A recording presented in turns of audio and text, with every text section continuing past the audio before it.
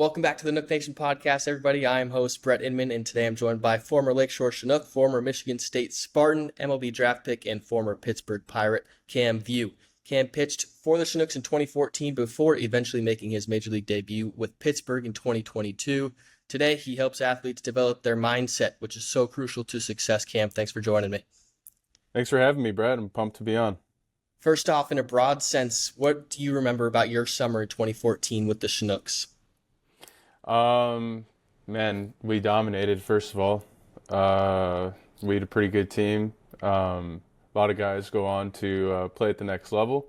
And the Chinooks were still a very new team at that point. I think that was our second season in existence. So it was super cool. The league was expanding. That year was like the first year of Kenosha, Kalamazoo, teams like that. So yeah, I kind of remember being kind of at the beginning of the growth of the Northwoods, I guess. And as it started really, it's always been a solid league, but I think it really has been put on the map in the last 10 years since I left. You mentioned kind of dominating. The Chinooks won the Northwoods League Championship that year. From what I understand, you didn't throw in the playoffs, but you guys still won a ton, like you just said. How fun was that? Yeah, it was cool. And now that my career's wrapped up, that's the only ring I have in my collection. So that was a special season, even though I wasn't able to finish it and pitch in the playoffs with the guys. Still a super important season to me, and that's the one little trophy I have to show for my baseball career. So it was a special one for sure. That's awesome. Tell me a little bit how the Northwoods League season was different from college and how that prepared you for the next level. Yeah, I always tell kids it's if you are serious about playing pro ball, you should probably strongly consider playing in the Northwoods League, because now the way it's set up, the Northwoods, like, you guys have less off days than you would in affiliated ball. So you really learn how to manage your time. You really learn how your body works and how you can recover best. Or you just get burnt out and you're like, man, this isn't for me. So in my case, it helped me kind of prepare for what was to come that following season, which was how do I bounce back after a 3-day road trip? How do I get my work in on the road between starts, in a quick, short window while the team's taking BP? Just little things like that that you don't even realize in the moment are just kind of like getting ingrained into your brain of how you're going to operate for the next however many years at the pro level. So it really is just it's the ultimate preparation for pro ball. Nothing can get you ready like the Northwoods League can. So for the guys in the Northwoods League right now, what would you tell them to really make the most of it? First of all, have fun. Like, the most fun moments of my career are all summer ball. It's college ball. The coaches have a lot of pressure on them. They got to win with the guys they have in a 4-year period, and now it's really a year-to-year situation where guys are coming in and out. So the pressure is going to be on, and those guys aren't going to always be able to be your friend and have fun with you. Like, they're going to have to whip things into gear and be serious. So college summer ball always was that time where you could just have fun, also really showcase what you can do against talent that you normally wouldn't face. Facing guys from, in Wisconsin, you're playing against a bunch of D3 kids coming from Michigan State. That's an opportunity for those kids to show, just because I play at this school, Oshkosh or whatever, like, I still belong. I just took this kid from Mississippi State deep and hit a double off him, So yeah, just never take any moment for granted. Always show up, always be, most importantly, just be in a mindset where you can have fun, and that's where you're going to play free. Let's really dive into that mindset part of things. When did you realize that baseball is just as mental as it is physical?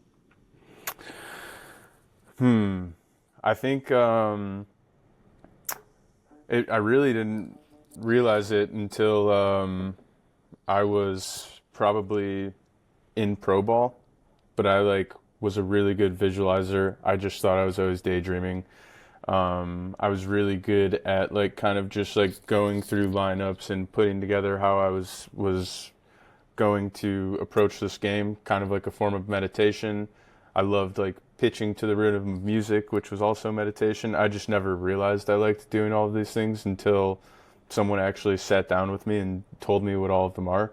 So when I got to pro ball, I was able to kind of just focus in on those little default modes that I had, and kind of turn them up to a higher gear and use that to my advantage. So from pitching and hitting, obviously two very different beasts, but as a pitcher, it's very mechanical. You're not doing too much reactionary stuff. So how do you really focus? And you mentioned that visualization. What does that look like on a daily process? So with me pitching, any mechanical stuff had to get done during my throwing program.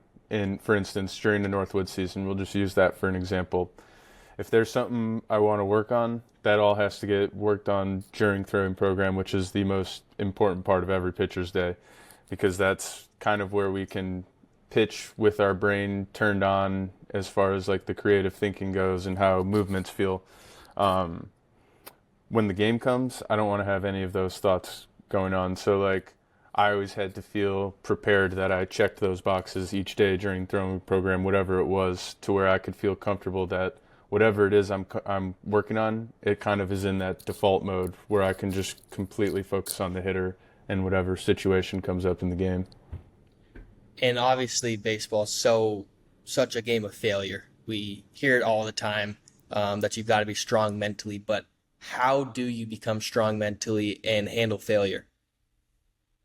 Reps, failing. I was not good at handling failure, for a good amount of my career, especially in college. When I was at a young age, you show up as a freshman, pretty impressionable age, and you see older guys freaking out and throwing things around. That all of a sudden makes you think that that's just how you express yourself and showing that you care, for that level. And I was guilty of being one of those kids who just like, that was kind of my way of what I thought was the right way to express that I cared, but it really just made me look dumb and looked foolish. And if I was the opponent and saw someone kind of crashing out like that, I'd be like, oh yeah, I got him. So it was really just kind of maturing and learning that, and it all comes with reps, failing. Um, Coming from high school, going to the college level, you're super successful. A lot of us who get to play at the next level, no matter what level you play at, you came from high school being one of the guys dominating. So like, it's a lot of people don't handle failure or see failure until it's too late. So I was lucky enough. I played a bunch of sports in high school. I failed a ton. Got to college, saw myself how I acted through failure, and was able to kind of gear things up a little bit. And as over time, I've learned that like I save energy. Like coming into the dugout and pacing after giving up a run, you're just getting rid of energy. You're exhausting yourself. So that I've learned a lot of how to deal with it, and then it's brought me to moments where at the highest level in the major leagues, I failed against the Milwaukee Brewers. One of the biggest failures in baseball history, if you like look at it from a stats point. I gave up 8 runs in 1 inning. I didn't get an out till the 43rd pitch or something. Had people coming at me from all different angles on social media saying, you lost me this much money on a bet, you owe me this, here's my Venmo, crazy stuff. And I had failed so many times before that I was able to kind of live that experience and just have more gratitude than anything. I was in the major leagues. I could have done that in AAA where I was on a small salary, and it would have probably hurt a lot more. Sure, it was on a big stage, but I was living out my dream at the highest level, and I got a lot of money to do it. So like nothing but gratitude for it. That's pretty awesome that you were able to kind of see it in that sense. And how does that help you bouncing back from that appearance, whether it was on the mental side of things or really just trying to get after how you were going to come back from that?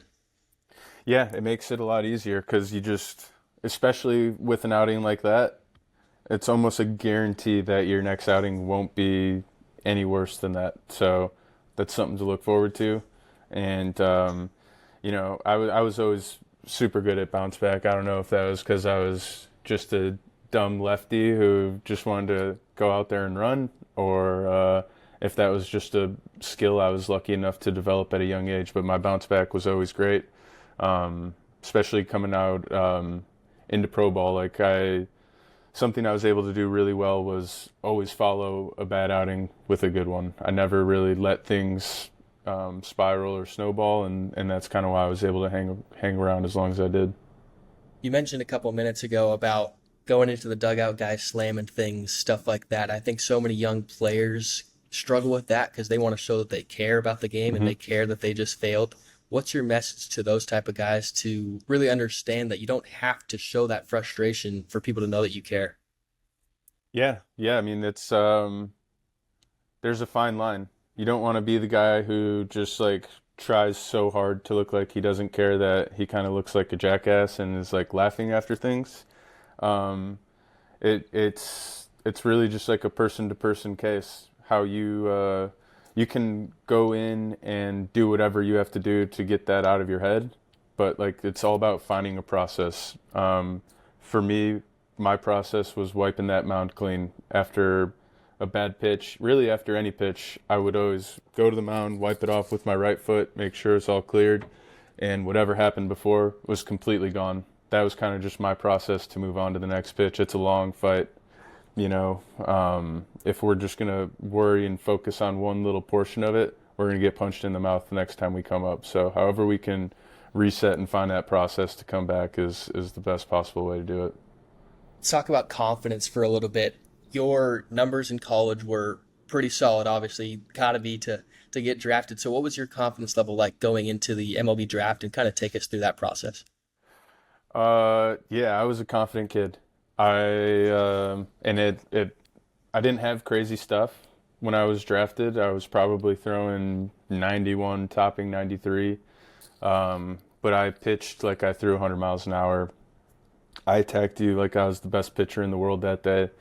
Um, that's just kind of how I always did things, and really wasn't until I was a lot older that I realized, like even in pro ball, I'd look at everyone's stuff and be like, oh, my 93 is way different than his 96. Like that's just, it was just a confidence that I wasn't going to get beat by anyone. And it really stems from just playing sports and competing from the youngest age. You know, early on I was playing football, basketball, baseball, played hockey, played a little bit of soccer. So like I was just competing around the clock, trying to find a way to win, and was happened to be the best at baseball.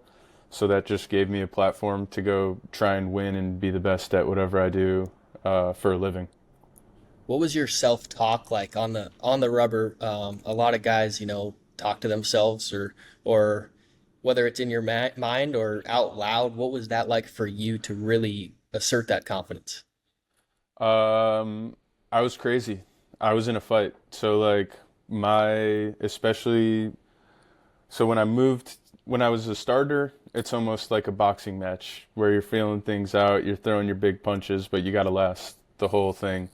When I was a bullpen pitcher, I viewed myself as like a UFC undercard fighter where it's a 3 round, empty the tank, let's throw the first punch, see what happens. So like I was always trying to be in a fight, and when you're in a fight, you're MFing the opponent. So I was saying all sorts of crazy things about the guy I was facing in my head.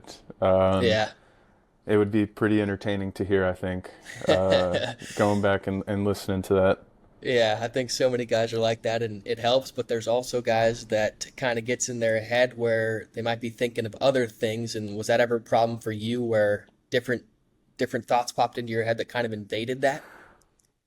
Oh yeah, it sucks. It's such a hard thing to get over. And sometimes for me, the way to get that out of my mouth or to get that out of my head was to get punched in the mouth. Whether that be giving up a leadoff home run and like as he's rounding the bases, I'm just shaking my head like, get these thoughts out of your head. Like it's time to focus here. Um, and then you can also have those thoughts of doubt, and that's really a tough one. Things are going bad. Uh, you start, when you're in the bullpen, things are going bad. Every time that phone rings, you're hoping it's not you. And the second you start thinking that, your name's the one getting called. So I tried my best to avoid as much of that as possible and to find ways to get those thoughts out of my head. But everyone's human, and and things are going to happen, man. Obviously, off the field things, if there's distractions in your life, it's hard to get those feelings out. And sometimes you go out to the field with more in your mind than you'd like. And the best guys are able to somehow find that process, whatever type of meditation it is, whatever type of lock-in they have, to just flush it. And those guys usually last the longest as well. What about an escape when those things are going through your mind? What was an escape for you? In moment, I had a few escapes. So my home field, I had a pitching coach in 2017-18. Matt Ford, goofy lefty. We got along great. He actually pitched for the Brewers in the big leagues for a little bit. But he that was still as I was really starting to figure myself out and harness the anger and all of that. And he would have me look at the Domino's pizza sign, be like, "Hey man, I know you're pissed. I know the bases are loaded right now, but just look at that Domino's sign right when this game gets over. You only got 2 more innings left. Then you can go in, start thinking about what your order is going to be, go home, just put on something on TV, lay in bed and eat a pizza. Who cares about this?" And just finding little resets like that, it definitely helps. And it kind of goes back to my wipe off the mound type thing. Whatever happened before, can't do anything about it. So let's just wipe it clean. That's our little safe space. Now it's a new pitch, new game, however you want to view it. So as a pitcher on the mound, it can be helpless at times when things are going downhill. And in a Northwoods League season, when you're playing with a bunch of guys that you didn't know prior, and thoughts can pop into your mind of, this guy thinks that I suck, things like that. How do you deal with that to kind of combat those really bad thoughts that pop in your mind? So for me personally, that goes to my crazy confidence where when I was playing with new people, it somehow brought my game to another level. Every first game I had with a new team, as far as I can remember, was always one of my most dominant outings with that team, period, just because I like making a good first impression, that exact thing. I don't want people to think I suck, especially when I don't know them. So, yeah, that I've never thought about this, but I just figured this out. That was my thing. I didn't want people to think I sucked. I didn't want to be that new guy coming in. In the Northwoods example, I didn't want to be that kid coming from a Big Ten school who didn't hold my weight. So it forced me to lock in and take my game to a new level, which in a league like the Northwoods puts you on the map, gets you drafted the next year. Yeah, and that brings me to another point of guys being overconfident maybe. So I'm going to use my playing career as an example because I think a lot of people can learn from it. My first year in college, pitched well, and then I was kind of expected to be somewhat of a guy the following year. And I think that relaxed me, which kept my foot off the gas and ended up hurting me for a bad second year. So have you ever seen something like that happen where you go from one good year and you get a little bit overconfident, which hurts you? No doubt. Yeah, and that's something I didn't get to experience in the big leagues.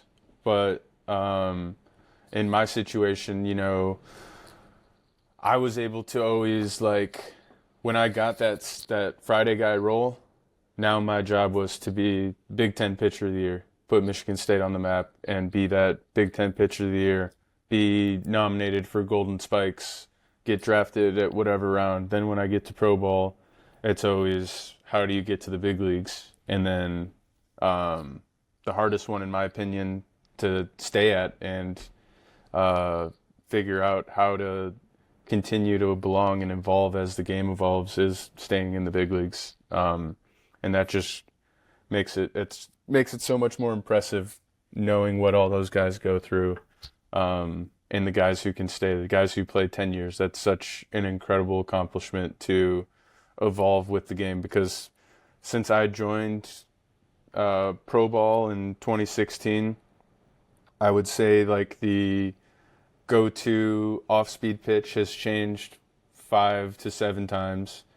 How you want to throw your fastball and where you want to throw your fastball in the zone has changed a bunch. Throwing inside versus throwing away has completely changed. So like you have to always be evolving and like tinkering your game to survive in this. Yeah, So for that's sure. my there's always something to chase, and if you don't find yourself chasing that, then you got to search a little bit deeper, because there's a lot more to it than being the Friday guy at Michigan State if you want to like really be great. Yeah, no doubt. Going into kind of what you do now, tell us a little bit about what your career looks like and when you realized that helping others was your calling. Yeah, so now I'm with a company called Mastery. It's a an AI mental performance app. So you can go on there, work on everything we've talked about today: confidence, mindset, visualizing, meditating, breath work. You can journal on there. It's an interactive journal that kind of takes what you're saying. If you're a guy who likes to recap your at bats or recap your outings, you go on to your journal. You can talk to it or you can text to it, and the program will kind of build exercises based on things you did well, things you struggled with, things it thinks you can get better at. It's a performance coach in your pocket 24/7. I got connected with these guys just through baseball and playing all over the world the last few years. Um, and some of the guys knew I was big into this, so they introduced it to me at first just to get some feedback and stuff on me as a former player. And the more I kept playing with it, I was like, man, this would be an awesome thing to get involved with now that I'm done playing. And um, I kind of, as I became the older guy on teams, having to play independent ball a little bit last year, was with a ton of young guys. I really enjoyed kind of being that mentor where I'm not necessarily talking to you about X's and O's of the game or you got to have your arm at this angle. I like talking to people about what's your mindset? Like, how can we get the most out of this bullpen and not just go through the motions here, so that when we get on the mound, like, we're not freaking out in the game situation for the first time? Or how can we bounce back? Or how can, this kid has transferred schools 2 times already and he's going to another new school. Like, how can we feel comfortable going into this new situation and as confident as possible? So I've really found myself kind of gravitating towards that mentorship and mental performance side of things. Yeah, that's awesome. And today's baseball with youth players and the travel ball scene and all of that, have you ever thought about advice to give to parents that'll help their child reach the highest level? Yeah.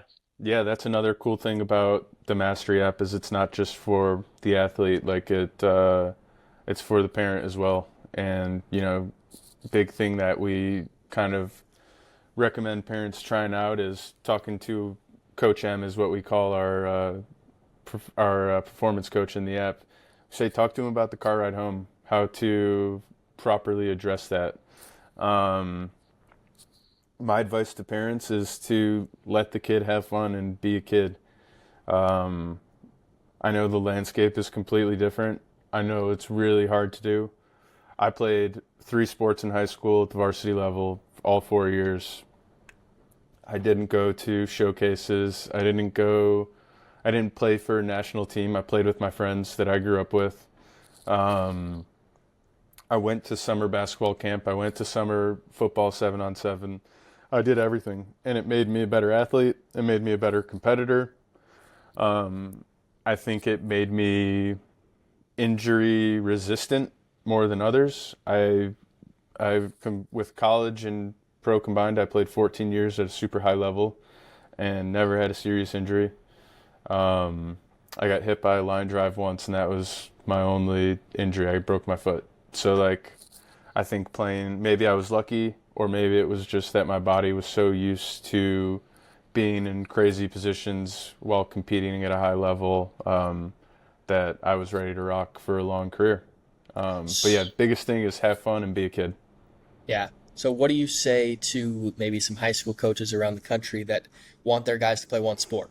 You want to play football, I want you to play baseball only. I totally get it, and it's another thing where it's hard in this situation to. First of all, I think it's crazy for an adult to tell a high school kid that he has to lock in on this one sport like it's his job, and if he doesn't, he can't play at the next level. And unfortunately, these companies and like these big, I hate to, I'm not going to throw anyone out there. These big companies, they host tournaments and stuff like that. Um, they don't make money if they don't emphasize the importance of going to multiple showcases in the wintertime. They don't emphasize, uh, like, they all are just, it's a end all be all, which people kind of fall into the trap of. And I don't know if there's a right answer right now. Like, I don't know if sitting out of those showcases does you any better or if you're missing out on opportunities, unfortunately, because it's got become so monetized and it's all about money. But it's insane to think, if I'm a starter, I just pitched a full season. It is November, and I'm not touching a ball unless I'm going to play winter ball in the Caribbean somewhere. Yet there is a showcase going on somewhere in northern Michigan, we'll say, where these kids are throwing 100%, they're swinging 100%, and it's cold outside. They haven't played in a game in months, but they paid a bunch of money for this showcase, and apparently these college coaches are going to be able to get access to all of their video from this showcase and only this showcase. So it puts people in a really tough position, and it's very unfortunate. I don't know how we're going to get out of it, but I hope some sense comes to some people and we kind of fix this youth sport for profit problem that we have right now. Yeah, I think there's probably another half hour conversation there that we won't get into, but I appreciate you for Yeah, sharing all this. And before we wrap up, let's tie it all together. So, how much did Mequon and Nook Nation as a whole impact you as a person more than just a baseball player? a ton. I didn't like beer before I went there and tried a spotted cow. Nice. So spotted cow always will have a special place in my heart. But yeah, Mequon, Milwaukee, the greater Milwaukee area is such a cool time. Growing up in Michigan, we have our West Coast with Lake Michigan and all that. Getting able to spend a summer, obviously we're super busy playing games every day, but we still were able to have fun and enjoy that Wisconsin summer being on Lake Michigan. Um, it's a very special time in my life. Like I said, that was my only ring I got. So, obviously it's got to be an important one. Met some great friends, guys I still keep in touch with. Um, yeah, always will love that place. I love going back to Milwaukee anytime I get a chance. So yeah, we got to get up to Mequon for a game, get over to CUW one more time and check things out. Yeah, that'd be awesome. Lastly, as the team kind of makes a push here toward the end, what advice would you give to these guys making that push and really getting in the grind? Yeah, keep leaning into it. The guys who are going to survive are the ones who don't check out. There's always people when you get into August who are going to be like, man, I'd rather take it easy and, get ready for my fall ball. And, sometimes it makes sense because people are always transferring and going to new schools. You got to make a good impression. But you become best friends quickly with the guys you play summer ball with. I don't know what it is about it, but it just is. That's how it is. I think it's like you guys got it. They got an opportunity right now, a small window of time, but 2 months from now, it's all going to be over. So just have fun, show up every single day, show up for the guys next to you, and play as hard as you can because you never know what's going to happen. And you might end your career, your 14, 15-year career like me, only with that one ring, and you always get to look back on that one special summer.